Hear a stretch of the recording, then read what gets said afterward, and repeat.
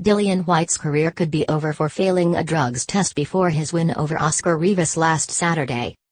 Whyte could be clobbered with a ban of between 4 and 8 years for the positive test, which came just 3 days before he defeated Rivas to become the WBC's mandatory heavyweight challenger.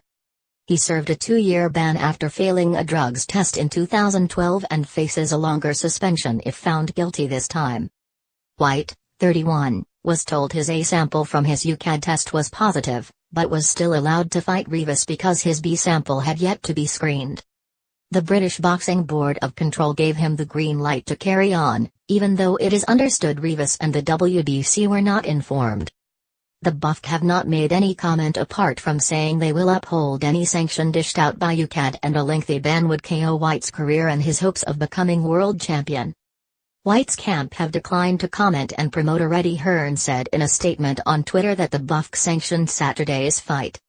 Further to reports, I can confirm that both Dillian Whyte and Oscar Rivas were subject to extensive VADA and UCAD testing for their bout, said Hearn. Both fighters were cleared to fight by both bodies and the BUFC. The WBC have since confirmed they are yet to receive any notification about a positive drugs test. Rivas, who lost his unbeaten record to Whyte in the unanimous points defeat, wants the WBC to order a rematch. I think yes, if they want we will try and fight for the same title, said the Colombian. Thanks to God I'll continue unbeaten.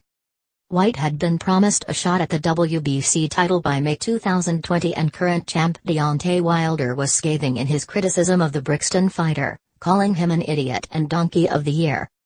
It is not known which substances Whyte has tested positive for, and in 2012 he was banned for showing traces of methyloxanimine after his win over Santurballo.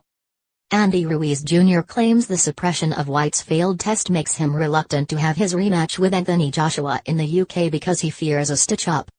Cardiff's Principality Stadium is favourite to host the rematch between Ruiz, who holds the WBA Super, IBF and WBO heavyweight titles, and Joshua on December 14, and he does not want to come to Britain.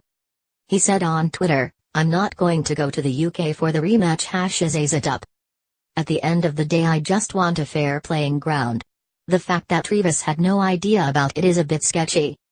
New York's Madison Square Garden, where Ruiz shocked Joshua to become world champion at the start of last month, is the other venue under consideration for November 29.